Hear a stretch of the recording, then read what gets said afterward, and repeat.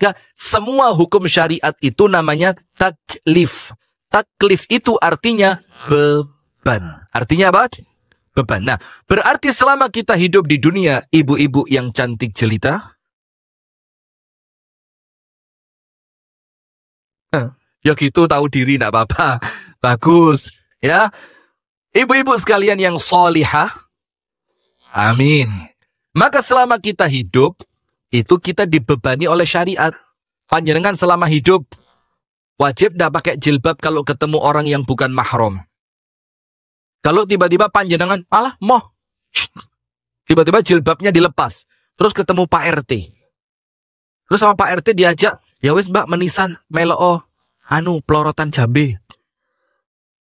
Mau panjenengan? Kalaupun panjenengan mau, itu berdosa. Kenapa berdosa? Panjenengan oleh syariat diwajibkan untuk nutup aurat, dibebani untuk nutup aurat. Lah kok ternyata panjenengan malah buka aurat. Faham sampai sini? Begitu pula sebaliknya, panjenengan oleh syariat dilarang untuk bohong. Dilarang apa? Bohong. Berarti ini dibebani syariat. Apa bebannya? Ojo ngapusi. Maka ketika panjenengan tidak berbohong, panjenengan dapat pahala. Ketika panjenengan berbohong, panjenengan dapat dosa. Maka tulis yang pertama, Bu, qaidah di dalam ibadah. Tulis qaidah di dalam ibadah. Kalau bawa buku ditulis, kalau tidak bawa buku, panjenengan konsentrasi dengarkan. Insya Allah gampang. Saya ceramahnya tidak pernah ruwet. Mek situ tok ceramah saya yang ruwet itu. Poligami, ikut tok. Liane gak? Setuju enggak? Oh, judes orang. Setuju enggak? Bagus ya, bagus. Tidak apa-apa. Wong tidak ada paksaan kan? Tidak ada paksaan untuk melakukannya ya. Tapi kalau orangnya mampu, legowo, orangnya baik, kepingin masuk surga, insya Allah ya mau. Panjenengan pengen masuk surga, mboten? Berarti mau. Kok jadi kayak judul film? Surga yang tak dirindukan. Apa itu? Terus, astagfirullahaladzim. Sudah, Kasarut, tulis rumus dalam ibadah. Qaidah di dalam ibadah. Al-ajru biqadri al-masyaqqah. Al-ajru, ditulisnya pakai Latin aja enggak apa-apa. Al-ajru. A-L-A-J-R-U. Al-ajru. Biqadri. B-I-B. Q-O-D-R-I. Biqadri al-masyaqqah. A-L-M-A-S-Y-A-Q-Q-O-H. Mau tak dikte lagi? Gak usah pengajian, wes latihan rutaba aja ini. Ya, apa rutaba itu? Rumah baca, tulis. Sudah. Al-ajru biqadril masyaqqah. Diambil dari artinya dulu. Apa artinya? Ganjaran itu tergantung kesulitan. Ganjaran tergantung kesulitan. Apa maksudnya? Semakin sulit, semakin susah, semakin berat suatu ibadah, maka ganjarannya semakin besar. Faham? Berarti seorang istri yang suaminya cuma punya satu istri dibandingkan seorang istri yang suaminya punya dua istri, kira-kira berat mana? Yang satu apa yang dua? Menisan. Los. Saya tanya satu apa dua, panjenengan jawab tiga. Sekalian itu 17 gitu lah wes. Nah maka suami yang istrinya satu dibanding suami yang istrinya dua, berat mana?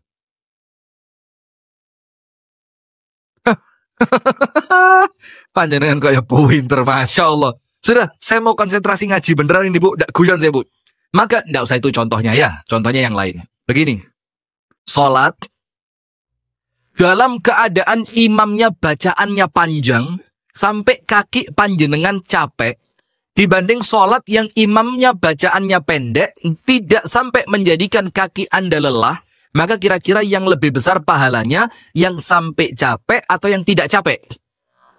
Nah, itulah arti dari kata rumus qaidah al-ajru biqadril masyaqqah. Ganjaran itu tergantung kesulitan. Apa artinya? Semakin besar kesulitan yang kita hadapi di dalam kita beribadah, maka pahalanya semakin besar. Dan ini Bu, ada hadisnya. Nabi besar Muhammad sallallahu alaihi wasallam bersabda, "Inna 'idhamal jazai ma'a 'idhamil bala'i." Inna, sesungguhnya, 'idhamal jaza, besarnya suatu pahala, ma'a'idhamil bala, tergantung besarnya ujian. Semakin berat ujiannya, pahalanya semakin besar. Maka saya mau tanya, jujur, panjenengan kalau tahu ujian itu pahalanya besar, kepingin enggak diuji?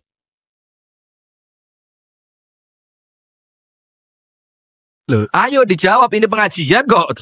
Panjenengan kalau tahu ujian itu semakin berat, pahalanya semakin besar. Terus setelah tahu ini, panjenengan kepingin tidak diuji sama Allah? Bagus. Suami suruh nikah lagi, Bu. Ujian. Insya Allah pahalanya besar. Yonda itu contohnya. Astagfirullahaladzim. Sudah. Begini, tidak boleh. Minta diuji itu tidak boleh. Contohnya apa? Ada seorang sahabat Nabi menjelang wafat. Menjelang apa? Wafat. Ketika dia menjelang wafat, ternyata sakitnya berat sekali. Parah. Sampai dia merasa, wes Gusti Allah mesti sanai. Sekalian aja. Dia bilang apa? Ya Rob, ya Allah, kalau saya punya dosa yang akan membebani akhirat saya, maka timpakan semuanya sekarang aja ya Allah. Kalau saya punya dosa, mungkin saya pernah melakukan ini, melakukan itu, pernah ninggal kewajiban ini, pernah ninggal kewajiban itu. Dan itu dosa yang akan menjadikan akhirat saya sengsara. Maka dia minta sama Allah apa? Sekalian ya Allah, timpakan sebelum saya meninggal dunia. Harapannya apa? Nanti setelah dia meninggal, dia sudah tidak ada beban hukuman di akhirat. Setelah Nabi Muhammad mendengarkan itu apa Bu? Wallahi la tutib. Demi Allah kamu tidak akan kuat kalau seperti itu. Kalau yang kamu minta semua dosamu dihukum di dunia, bahkan di detik-detik terakhir kematianmu, kamu tidak akan kuat. Terus Nabi Muhammad mengajarkan apa? Wa idza sa'altumullah fas'alullahal afiyah. Kalau kalian mau minta sesuatu kepada Allah, mintalah yang namanya afiat. Minta apa? Afiat. Panjenengan kalau ditanya, Mbak, bagaimana kabarnya? Sehat. Kadang-kadang ditambahi, sehat wal afiat. Sehat itu apa? Fisiknya. Afiat, hidupnya jauh dari ujian. Nah, maka Rasul mengatakan, kalau kamu mau minta kepada Allah, mintalah afiat. Afiat itu ya sehat badannya, jauh dari keburukan, jauh dari ujian, jauh dari fitnah. Maka Nabi Muhammad ngajari, jangan minta yang macam-macam. Jangan minta, ya Allah, kalau saya tahu dengan ujian ini saya akan masuk surga ya Allah, ujilah saya. Itu malah tidak boleh. Tapi mintanya kepada Allah apa? Minta sehat, minta afiat, minta selamat, minta jauh dari fitnah, minta jauh dari keburukan. Itu doa kita. Karena kalau kita jauh dari semua keburukan, insya Allah ibadahnya semakin baik. Contoh. Panjenengan tahu Nabi Yusuf? Nabi Yusuf tahu? Iya, itu yang saya maksud. Ya kalau saya dijelaskan ceritanya, ya mesti Bu. Loh, Nabi Yusuf sudah tahun berapa, panjenengan tahun berapa ya? Nabi Yusuf alaihi salam itu di sebagian kitab tafsir dikatakan apa? Ketika Nabi Yusuf itu berdoa kepada Allah ketika dirayu oleh Zulaikha, dirayu. Perempuannya cantik, pakaiannya menarik, aromanya begitu harum semerbak, dalam keadaan di suatu tempat yang tidak ada orang yang bisa melihat. Dan dia juga perempuan yang memiliki kedudukan tinggi. Nabi Yusuf juga masih muda. Jawabannya Nabi Yusuf apa? Ma'adzallah innahu rabbi ahsana mathwai. Aku berlindung kepada Allah, suami panjenengan, tuan saya, itu telah berbuat baik sama saya. Tidak mungkin saya berkhianat kepada dia. Nabi Yusuf. Nah, akhirnya Nabi Yusuf di akhir cerita mengucapkan apa? Rabbi, duhai Tuhanku, as-sijnu, saya ini masuk ke dalam penjara. Ahabbu ilayya, lebih saya cintai, lebih saya sukai, lebih saya pilih, mimma yad'unani ilaih, dibanding mengikuti keinginan perempuan itu. Nah, akhirnya ketika Nabi Yusuf mengatakan, ya Allah, penjara lebih aku sukai, maka disebutkan dalam kitab tafsir tadi apa? Maka Nabi Yusuf oleh Allah dimasukkan penjara. Coba dari awal dia meminta al-afiyah, dia minta apa? Keselamatan, jauh dari fitnah, la'afahullah, maka Allah akan memberikan kepadanya keselamatan. Nah, maka artinya ibu-ibu sekalian, al-ajru biqadril masyaqqah, ganjaran tergantung kesulitan. Maksudnya, semakin berat suatu ibadah, maka pahalanya semakin besar. Nabi Muhammad bersabda dalam hadis yang sahih, inna 'idhamal jaza ma'a 'idhamil bala. Pahala itu tergantung besarnya ujian. Nah, maka dengan itu, Bu, saya mau tanya, siapa manusia di alam dunia ini yang ujiannya paling berat? Berani Anda ngomong gitu? Orang paling iman loh itu, Bu. Ayo, di dunia ini, siapa manusia yang ujiannya paling berat? Nabi Ayub? Nabi Ibrahim? Atau Nabi Sulaiman yang bisa ngomong sama semut? Yang katanya bahasa semut itu, gufron, gitu. Tahu yang makoli rahmatan inna itu loh. Saya kok ngomong itu terus ya, kualat saya. Saya kalau mau tidur, Bu, dengerin dia. Di YouTube, saya buka YouTube-nya, hiburan, refreshing. Lah kok kegawa terus sekarang ya? Sudah? Maka ibu-ibu sekalian, Nabi yang ujiannya paling berat, itu Nabi Nabi Muhammad Sallallahu Alaihi Wasallam. Maka Nabi Muhammad mengatakan, inna asyaddan nasi balaan al-anbiya. Manusia di alam dunia ini yang ujiannya paling berat, yaitu para nabi. Thumma alladhina yalunahum, dalam riwayat yang lain, fal amthalu fal amthal. Kemudian apa? Orang yang imannya di bawahnya, dan kemudian di bawahnya, di bawahnya, di bawahnya, dan seterusnya. Tapi ingat, ketika para nabi ujiannya paling berat, surga yang paling tinggi nanti, surganya siapa? Surganya siapa? Para nabi. Nah, maka ibu-ibu, ujian dari Allah, mungkin, nun sewu nggih, mungkin panjenengan Allah takdirkan secara ekonomi susah. Ketambahan anaknya oleh Allah diuji dengan penyakit yang parah. Kemudian ditambahi lagi, panjenengan itu oleh keluarga gara-gara miskin tidak dihiraukan. Ditambahi lagi, karena panjenengan punya anak yang sakit, tetangga pun ngelihat panjenengan merasa, ya saya ikut panjenengan loh ya, jijik. Maka setiap bertambahnya ujian yang Anda terima, maka setiap itu pula pahala yang Anda terima dari Allah semakin bertambah. Semakin apa? Bertambah. Dan jangan kecil hati. Kenapa? Ujian itu bukan pertanda Allah benci, dan orang yang tidak diuji juga bukan pertanda Allah suka. Sebagaimana gambaran gampangnya begini, sugih gak mesti dicintai oleh Allah, melarat juga tidak mesti dibenci oleh Allah. Begitupun sebaliknya, orang kaya ya belum tentu dibenci sama Allah, orang miskin ya belum tentu dicintai oleh Allah. Karena semuanya bergantung pada bagaimana kita menyikapi kekayaan dan bagaimana kita menyikapi kemiskinan. Karena kaya atau miskin dua-duanya ujian. Faham adik-adik? Paham adik-adik? Ini PAUD Melati ya? PAUD apa namanya ini? Nah, maka dengan itu hadirin sekarang kita akan sampaikan di sini. Ada beberapa lelah. Lelah itu apa? Capek. Yang kalau itu adalah lelahnya kita, maka semakin capek Allah semakin senang. Jadi yang pertama kita sampaikan apa? Rumusnya. Semakin berat, pahalanya semakin besar. Maka ketika panjenengan melakukan ibadah kok kroso abot, justru itulah pemacu untuk panjenengan beribadah, karena panjenengan ngerti lek ibadai abot pahalane gede. Maka sholat yang paling berat sholat apa? Subuh. Maka sholat yang pahalanya paling besar sholat apa? Subuh. Kalau sholat sunnah, tahajud. Kenapa? Semakin berat meripate tasih.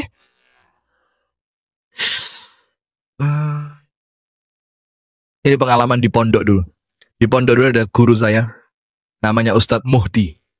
Itu lek gugah tangis tahajud. Kan saya itu pondok SMP full turu karpet ijo. Karpet ijo yang karpetnya musola itu loh. Sing lek digedrukno bleduke Masya Allah. Ndukure disaponi nisore bleduk. Aduh, itu full SMP. SMA kelas 2 baru dapat kasur tingkat. Itu kelas 2. Kelas 1 belum. Kasur tingkat. Dan kasur tingkatnya itu terbuat dari besi. Jadi kasur di bawah besi, di atas tingkat 2. Nah sudah, Ustadz Muhdi ini kalau bangunin sholat tahajud itu bawa besi cor. Tahu besi cor? Kan waktu itu pondok lagi bangun. Sehingga banyak potongan-potongan besi cor yang di bangunan. Itu dipegang, nanti dipukulkan ke besi di dekat telinga kita. Ding, ding, ding, ding, ding, ding, ding, ding, ding, ding. Itu tangi bukan karena kepingin tahajud, tangi gara-gara mangkel sampai rangantuk mana itu. Bayangin loh, cedek kuping ditutui. Dan subhanallah istiqomah boleh durung tangi gak ditinggal. Ada teman saya satu sampai meripati dibuka gini. Hai, halo, hai. Itu matanya teman itu dibuka gini. Hai, apa? Gak mau bangun? Ayo. Sampai seperti itu ya. Maka kenapa tahajud paling besar pahalanya? Karena tahajud adalah ibadah sunnah, sholat sunnah yang paling berat. Nah sekarang ada 8 capek. Yang kalau 8 capek ini Anda lakukan, semakin capek semakin berkah. Semakin capek semakin manfaat. Semakin capek semakin dicintai oleh Allah Subhanahu wa ta'ala. Dengan satu kaidah. Tidak boleh memudoroti diri sendiri. Itu kaidahnya. Itu apa? Rambu-rambunya. Jangan sampai mentang-mentang semakin berat semakin besar, terus panjenengan ngotot. Oh, iki lek musim dingin, teko nang Masjid Al-Amin, osomudan, lek gak gawe jaket jas hujan, iku awake teles kebles, terus wahing-wahing, awake greges, pancet ngaji, pahalane tambah gede. Ngawur. Ngawur. Nggak boleh. Rambu-rambunya apa? La dharara wala dhirar. Dalam hadis Arba'in Nawawi. Tidak boleh memudoroti diri sendiri dan tidak boleh mendatangkan kemudorotan untuk orang lain. Memudoroti diri tidak boleh. Memudoroti orang lain boleh. Tidak boleh. Nah maka contohnya begini. Dalam hadis ada seorang perempuan. Dia itu ngotot mau berangkat haji dari Madinah menuju Mekah, itu jalan kaki. Setelah didengar oleh Nabi Muhammad bahwasannya ada seorang perempuan kate budal kaji melaku sekil. Apa kata Nabi Muhammad? Murha birrukub. Perintahkan kepadanya untuk menaiki unta. Karena apa? Perempuan itu bukan tidak punya unta, dia punya unta. Dia punya kendaraan. Tapi kemudian dia kepingin jalan kaki supaya lebih berat, supaya lebih capek, supaya datangnya lebih lama. Karena dia kepikiran kalau lebih berat, lebih capek, datangnya lebih lama, pahalanya tambah besar. Ternyata oleh Nabi salah. Maka sama Nabi disuruh apa? Naik unta. Sama rumah panjenengan di Canggu. Sholatnya ke Masjid Al-Amin. Panjenengan punya motor, tapi panjenengan maksa jalan kaki. Kalau jalan kaki sampai masjid telat. Kalau jalan kaki sampai masjid capek. Kalau jalan kaki lama-lama sakit kemudian tidak bisa ke masjid, maka jalan kakinya tidak lebih baik dibanding naik sepeda motor. Paham sampai sini? Jadi rambu-rambunya apa? Jangan memudoroti diri sendiri. Panjenengan timbang. Maka mana yang lebih berat? Selama tidak mudorot itu baik. Tapi kalau sampai mencelakai diri sendiri, maka dilarang. La dharara wala dirar. Capek yang pertama. Anda tulis dalam surat At-Taubah ayat 111. Capek yang pertama, semakin capek semakin baik, semakin capek semakin berkah, semakin capek pahalanya semakin besar. Dalam surat At-Taubah ayat yang ke-111. Capek dalam berjuang di jalan Allah. Capek dalam berjuang di jalan Allah. Jadi dakwah sosial, apalagi dakwah sosial, santunan, kemudian menyelamatkan orang Islam yang tertindas. Pokok intinya berjuang di jalan Allah. Semakin capek, semakin berkah. Semakin berat, semakin sakit, semakin berkah. Walaupun tetap qaidahnya kembali, tidak boleh memudoroti diri sendiri. Jadi diukur. Ayatnya dalam surat At-Taubah ayat 111. Allah Ta'ala berfirman, Innallaha ashtara minal mu'minina anfusahum wa amwalahum bi anna lahumul jannah. Kita ini, Bu, Allah telah membeli dari kita harta dan jiwa kita. Jadi harta panjenengan, jiwa panjenengan itu oleh Allah seakan-akan diajak transaksi. Ngerti transaksi? Jual, beli. Panjenengan jual, oleh Allah dibeli. Allah telah membeli harta dan jiwa kalian bi anna lahumul jannah. Bahwasannya Allah tukar apa yang Anda jual, Allah beli dengan harga syurga. Yuqatiluna fi sabilillah fayaqtuluna wa yuqtalun. Kemudian mereka berjuang di jalan Allah. Kemungkinannya dua. Boleh jadi mereka membunuh musuh, dan boleh jadi mereka yang dibunuh oleh musuh. Wa'dan alaihi haqqan. Dan itu merupakan janji yang benar dari Allah Subhanahu wa ta'ala. Nah, itu capek yang pertama. Maka kalau panjenengan yakin ibu-ibu yang dicintai oleh para suaminya,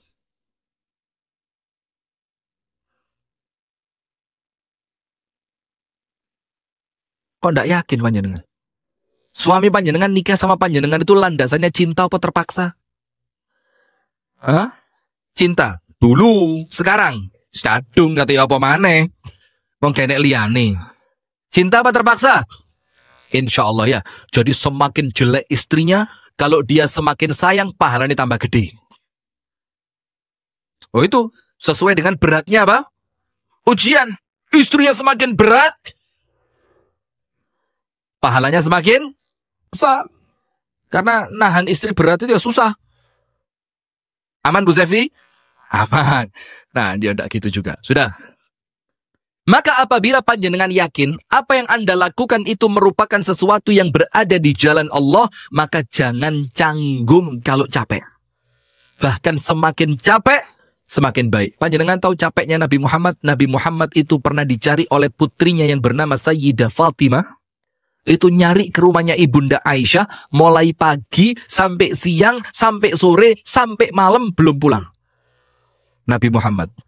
Terus Ibunda Aisyah mengatakan sama Siti Fatimah, Fatimah, kamu pulang saja. Nanti kalau ayahmu datang, saya beritahu, panjenengan dicari oleh putri panjenengan. Sudah. Dan panjenengan tahu kapan datangnya Nabi Muhammad? Menjelang tengah malam. Capek apa enggak? Capek. Nabi Muhammad ketika perang Khandaq, gali parit. Para sahabat capek. Nabi Muhammad ikut capek. Para sahabat protes. Ya Nabi. Luwe. I'm very hungry. Hungry apa angry? Yo, hungry jadi garai angry ya. Angry bird. Tahu angry bird? Manuk sing ngamukan itu loh. Manuk sapa itu? Astagfirullahaladzim. Sudah? Astagfirullahaladzim. Sudah? Maka ketika para sahabat mengeluhkan kelaparan, ternyata Nabi Muhammad apa? Ini, lihat perut saya. Ternyata perutnya Nabi Muhammad diganjal oleh sebongkah berlian. Batu. Menunjukkan Nabi Muhammad lebih lapar dibanding sahabat yang lain. Nah, maka ibu-ibu sekalian, untuk pengajian, untuk kegiatan sosial, untuk dakwah, untuk mengunjungi daerah terpencil yang ada umat Islamnya di sana minoritas, itu di jalan Allah semakin capek, semakin barokah. Dalilnya surat At-Taubah ayat 111. Nomor 2. Capek dalam ajak-ajak kebaikan. Apa ajak-ajak kebaikan itu apa? Ya dakwah, termasuk pengajian, termasuk majelis ta'lim, termasuk apa? Sekolahan, guru sekolah, kepala sekolah, guru, TU, bahkan bagian bersih-bersih.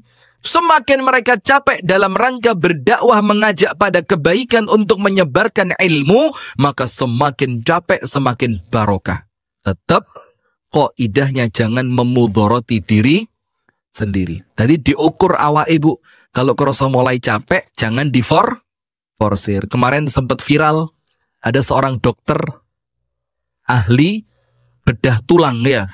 Itu ngoperasi pasien banyak, sampai ternyata dokternya itu terkena serangan jantung, akhirnya meninggal dunia. Terus banyak teman-teman dokter WA ke saya. Salah satunya teman kami dokter dari Padang, ahli kandungan, istrinya spesialis pengobatan pakai radiasi nuklir. Jadi si suami SPOG, si istri pengobatan ahli radiasi nuklir. Jadi ngobatinya itu pakai atom-atomnya nuklir. Saya bilang sama suaminya, Pak dokter, bahaya juga ini. Panjenengan macam-macam nuklir keluar. Nah, beliau WA sama saya, pesan suara, Ustadz bagaimana? Saya bilang, kita tidak bisa menghukumi. Karena beliau yang meninggal itu niatannya ikhlas ingin membantu pasien yang kesakitan agar cepat sembuh, atau kita juga tidak tahu, jangan-jangan memang dia melakukan itu karena mengejar bayaran yang lebih besar. Terus saya sampaikan sama beliau, tapi kalau melihat track recordnya nampaknya orang baik. Jadi beliau capek itu karena ingin menolong orang lain, walaupun seharusnya ya ditahan. Kalau sudah merasa lelah, jangan dipaksakan. Maka begitu juga pengajian Ahad pagi besok di BKIA saya izin kayaknya. Langsung noleh hapusan numpus. Karena kalau saya izin dia yang dimarahin orang. Nah sudah, maka begitu Bu, capek dalam apa? Dakwah. Termasuk dakwah itu Bu, jangan mikir dakwah itu mek ceramah tok. Panjenengan punya tetangga. Tetangga panjenengan itu ndak pernah ikut pengajian. Terus panjenengan beritahu, Mbak, engkau sore enek ngaji. Kota aneh Mbak, isine lek di Masjid Al Amin wakeh Mbak. Coba dibuka dikit ya. Tolong dibuka. Sudah kemakan atau masih utuh itu? Itu utuh ya. Isinya ada sausnya, ada plastiknya, ada kertasnya, ada. Soalnya biasa kalau kotaan Bu, sing ngabot-ngabot itu air minumnya itu loh. Kalau air minumnya ditaruh dalam, kalau Alamin tidak pernah, Alamin luar terus. Isinya wakil. Itu dibaliknya untuk yang beruntung ada tiket umroh gratis. Coba dicek, landredek buka. Untuk yang beruntung ini. Tapi kok sayangnya sore ini kayaknya tidak ada yang beruntung. Nah sudah, maka capek dalam dakwah, panjenengan ajak tetangga itu, ayo Mbak ngaji. Ya mungkin pertama, tidak apa-apa. Iming-imingnya mungkin makanan, masih iming-imingnya. Kalau ngaji ke sana Mbak, pulang dapat kupon sembako gratis. Kalau ngaji ke sana Mbak, pulang itu kadang-kadang dibawain sayur gratis. Nanti di sana Mbak ketemu ustadznya ganteng, kayak Nabi Yusuf. Bukan saya, yang lainnya. Sudah, ketika orang itu akhirnya mau ngaji, terus panjenengan gonceng, ayo Mbak tak barengi, mumpung aku sepeda motoran.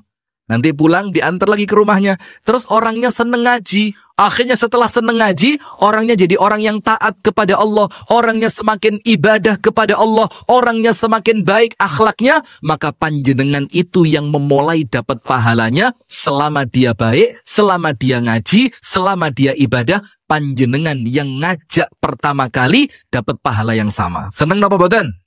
Nah, apa? Lelah dalam dakwah, dalam Al-Quran di surat Fussilat. Surat apa? Fussilat. Ayat berapa? 33. Surat Fussilat ayat 33. Allah Ta'ala berfirman, وَمَنْ أَحْسَنُ قَوْلًا مِّمَّنْ دَعَا إِلَى اللَّهِ وَعَمِلَ صَالِحًا وَقَالَ إِنَّنِي مِنَ الْمُسْلِمِينَ. Allah Ta'ala berfirman yang artinya, siapakah orang yang lebih baik perkataannya? Jadi omongannya paling becik, ucapannya paling baik, ucapannya paling manfaat, paling afdol, paling berpahala, paling mendatangkan kebaikan. Siapakah orang yang lebih baik perkataannya daripada orang yang menyeru manusia kepada Allah dan menyeru manusia untuk melakukan amal soleh. Jadi orang yang ajak-ajak untuk kebaikan, panjenengan kalau ditolak sekali, jangan putus asa. Oh, semakin ditolak, insya Allah tambah semangat. Karena semakin sering panjenengan mengajak, pahalanya semakin besar. Maka panjenengan tahu enggak sales panci? Enggak pernah putus asa. Hari ini datang, panjenengan enggak beli, besok datang lagi. Enggak beli, besok datang lagi. Sampai panjenengan ngomong, Mas, sampai lawes rene ping telu sih Mas. Loh mosok sih Mbak? Orang sing tak parani wingi elek saiki ayu kok wonge. Kudu sampean kok sing wingi elek iki ayu iki. Itu saking kepinginnya orang apa? Beli. Lo masuk panjenengan dalam tanda kutip dodolan surga kok kalah sama sales pan? Nomor 2. Jadi capek dalam apa? Berdakwah, mengajak manusia untuk melakukan kebaikan. Capek nomor 3. Capek dalam ibadah. Capek dalam apa? Ibadah.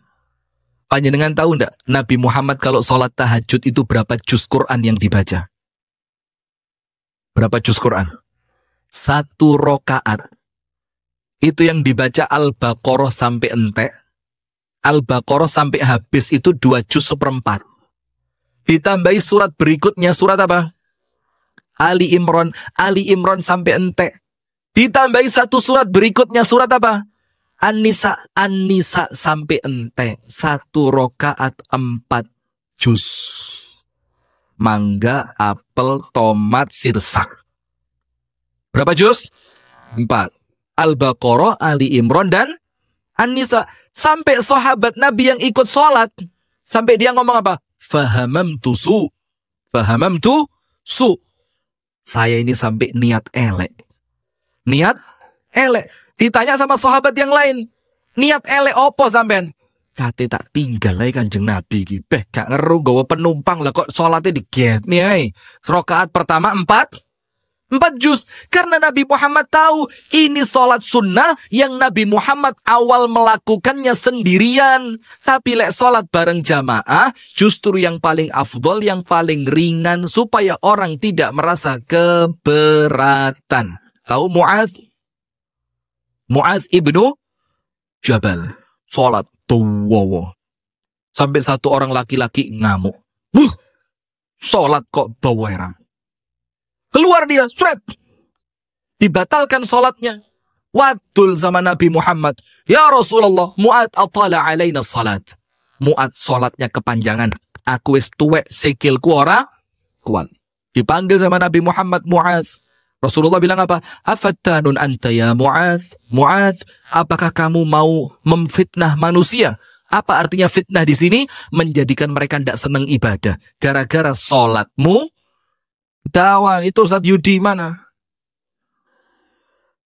Ustadz Yudi? Mana? Dele. Ustadz Yudi tidak panjang ya? Alhamdulillah. Nah, tapi kalau suaranya kayak Ustadz Yudi masih panjang ya gak apa-apa. Suarane iki sing dadi masalah, suarane gak penak. Makhrote salah kabeh. Dawa maneh. Mentolon nutu iya ya. Nah, sudah ibu-ibu sekalian. Nah, maka semakin panjang atau berat suatu ibadah, maka pahalanya semakin besar. Maka lelah yang ketiga, semakin capek, semakin barokah, itu capek dalam ibadah dan amal soleh. Dalilnya, panjenengan tulis surat Al-Ankabut. Surat apa? Al-Ankabut artinya laba. Ayat keberapa? Ayat ke-69. Walladzina jahadu fina lanahdiyannahum subulana wa innallaha lama'al muhsinin. Orang yang bersungguh-sungguh kerja keras di jalan kami, fina, untuk kami, dalam rangka ibadah kepada kami. Allah bilang apa? Kami kasih petunjuk untuk dia. Salah satu arti ayat ini apa? Orang yang sungguh-sungguh dalam ibadah, lanahdiyannahum subulana, Allah berikan kepadanya jalan mudah untuk masuk surga. Allahumma amin. Nah, maka kalau ibadah, Bu, ojo golek masjid sing traweh, sing penting cepet buyar. Ini kelas saya, kelas 4 SD. Saya kelas 4 SD sama teman saya bikin tim survei. Kelas 4 SD loh, wis canggih. Saya kirim teman saya 4. Awakmu nang musola kono. Awakmu musola kono. Awakmu musola kono. Aku musola gini.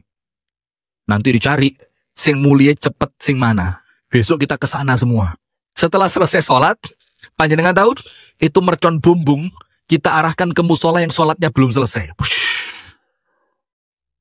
Astagfirullahaladzim. Podo. Masa kecil kita sama ternyata ya. Nah, maka apa? Kalau untuk ibadah jangan cari yang gampang, yang pendek, yang cepat. Selama panjenengan tidak termudhoroti, maka ibadah itu semakin berat, semakin lelah, semakin capek, barokahnya semakin besar.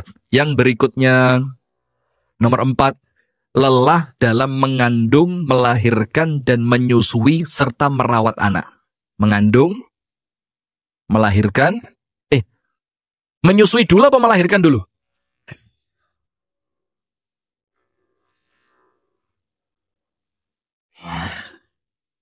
Hati-hati. Oh, yang ini. Melahirkan, mengandung, melahirkan, menyusui, merawat. Itu semakin sering hamil, setahun ping 5. Menungso tikus. Semakin sering hamil, semakin punya anak banyak, pahalanya semakin besar. Karena apa, Bu? Melahirkan itu ibadah, hamil itu ibadah, menyusui anak itu ibadah, merawat anak itu ibadah. Berarti semakin banyak anaknya, insya Allah ibadahnya semakin banyak. Tapi tetap diukur kemampuan masing-masing. Karena tadi kaidahnya rambu-rambunya apa? Yang penting tidak memudharati diri sendiri. Maka kalau hamil di sini tetap konsultasi dengan dokter kandungan, konsultasi dengan bidan. Bu dokter, usia saya sudah sekian. Misalkan umurnya sudah 45. Tapi anak saya masih 2. Kira-kira kalau usia 45 masih aman enggak kalau saya hamil lagi? Dokternya bilang aman. Yang penting istrinya bukan Anda. Suami Anda suruh nikah baru, nanti suruh hamil. Lo umur berapa, Dok? Ya bagusnya 23. Oke. Ini semakin berat, pahalanya semakin. Setuju? Anda buka dalam Al-Quran surat Luqman ayat 14. Surat apa? Luqman ayat 14. Jadi hamil, melahirkan, menyusui, merawat. Semakin banyak, semakin berat, insya Allah pahalanya semakin besar. Insya Allah semakin besar barokahnya. Allah Ta'ala berfirman dalam surat Luqman ayat 14. وَوَصَّيْنَا الْإِنسَانَ بِوَالِدَيْهِ حَمَلَتْهُ أُمُّهُ وَهْنًا عَلَى وَهْنٍ وَفِصَالُهُ فِي عَامَيْنِ أَنِ اشْكُرْ لِي وَلِوَالِدَيْكَ إِلَيَّ الْمَصِيرُ. Dan kami berwasiat, yaitu Allah, kepada manusia agar mereka berbuat baik kepada kedua orang tuanya. Wabil khusus, ibunya telah mengandungnya dalam keadaan wahnan ala wahnin. Kesel tambah kesel, tambah kesel, tambah kesel. Semakin kandungannya besar, semakin capek. Kalau masih kecil, lumayan. Turu gulingan, yosek kene. Kalau sudah besar, wetengnya dikeguling. Iya, sudah tidak bisa gulingan, mengkurep, penyet. jebrot, crut. Susah, tidak bisa. Wahnan ala wahnin, tambah capek, tambah lemah. Dan dia menyusui dan menyapihnya dalam 2 tahun. Ini loh. Jadi Allah itu mengapresiasi panjenengan ibu-ibu ini. Bapak-bapak tidak tanggung jawab. Habis berbuat, pergi. Iya. Tapi ibu-ibu ini Masya Allah, masih kesel, masih capek, mengandung kadang-kadang ngidamnya sampai muka itu kayak gombal amoh. Istri saya itu, hamil anak pertama, seawak mambu kayu putih. Bagaimana saya mau deket? Itu sampai saya titipkan di penitipan. Di mana penitipannya? Di rumah uminya. Itu kira-kira 6 bulan gak boleh nangka sembondek, batu terus. Makannya 1 sendok, metune 5 mangkok. Tambah entek. Makannya cuma manggis tok, manggis, senengane manggis. Kok bio pas manggis pas luarang. Alhamdulillah, saya mikir tambah larang tambah barokah. Coba manggis tok, manggis. Sesekali telur asin. Sampai lahirnya berapa? 4,75. Normal. Dokter Hamidah mana? Sana. Sana, Dokter Hamidah. Kata Dokter Hamidah, tak bisa ini. Tak boleh, harus operasi. Saya bilang, tak bisa, tak boleh, harus normal. Tak bisa, no operasi. Nggak bisa, normal. Saya bilang, suruh tanda tangan. Alhamdulillah, metune lancar. 4,75. Berat apa enggak? Sama Allah dimudahkan, dikasih pahala besar. Bahkan perempuan yang wafat, mudah-mudahan semuanya selamat, ya. Amin. Dalam keadaan melahirkan, wafat dalam keadaan syahid. Sudah. Sekarang capek yang kelima. Saya cepat-cepat. Capek, lelah dalam mencari nafkah yang halal. Maka para suami itu ojo ngalem. Ojo ngalem. Kerja sing rekoso. Rekoso itu apa? Yang sungguh keringetan gak apa-apa. Alah gak glowing gak masalah, sing penting duit akeh. Wong elek ritek pokok sugih ya payu kok. Iya benda. Materialistis semua ini. Konangan lek material. Wong lanang gak perlu ganteng, sing penting sugih. Setuju? Giliran gini aja setuju sampean. Ya, maka lelah dalam mencari nafkah yang halal. Apa dalilnya? Allah Ta'ala berfirman dalam surat Al-Jumu'ah. Surat apa? Al-Jumu'ah pada ayat yang ke-10. فَإِذَا قُضِيَتِ الصَّلَاةُ فَانْتَشِرُوا فِي الْأَرْضِ وَابْتَغُوا مِنْ فَضْلِ اللَّهِ. Kalau sholat Jumatnya selesai, ndango ngalih, cepat pergi, bertebaranlah di muka bumi. Untuk apa? Kerja. Maka Allah minta, jangan sholat tok. Tapi setelah sholat, kunci penarik rezeki, ikhtiar rezekinya dicari. Nanti sama Allah dimudahkan. Kalaupun capek, jangan khawatir. Semakin capek, semakin barokah. Yang keenam, lelah mengurus keluarga. Lelah mengurus siapa? Keluarga. Surat At-Tahrim ayat 6. Surat At-Tahrim ayat 6. Ayatnya apa? Qu anfusakum wa ahlikum naro. Semakin berat ngaturnya, insya Allah semakin barokah. Yang ketujuh, capek lelah dalam menuntut ilmu. Dalilnya dalam surat Ali Imran ayat 79. Surat apa? Ali Imran ayat 79. Bima kuntum tu'allimunal kitaba wa bima kuntum tadrusun. Karena kamu mengajarkan dan mempelajari kitab, yaitu Al-Quran. Sekarang yang terakhir, yang ke-8, capek lelah dalam menghadapi kekurangan dan penyakit. Dalam menghadapi apa? Kekurangan, ujian, dan penyakit. Ayatnya panjenengan tahu semua, surat Al-Baqarah ayat 155. Walanabluwannakum bisyai'in minal khawfi wal ju'i wa naqsin minal amwali wal anfusi wal thamarat wa basyiris sabirin. Berikan berita gembira untuk orang yang ketika mendapatkan ujian mereka bisa bersabar. Artinya kalau ujiannya berat, panjenengan mampu sabar, pahalanya semakin besar. Itu ibu-ibu sekalian yang dapat kami sampaikan di sore hari ini. Semoga ada manfaatnya. Assalamualaikum warahmatullahi wabarakatuh.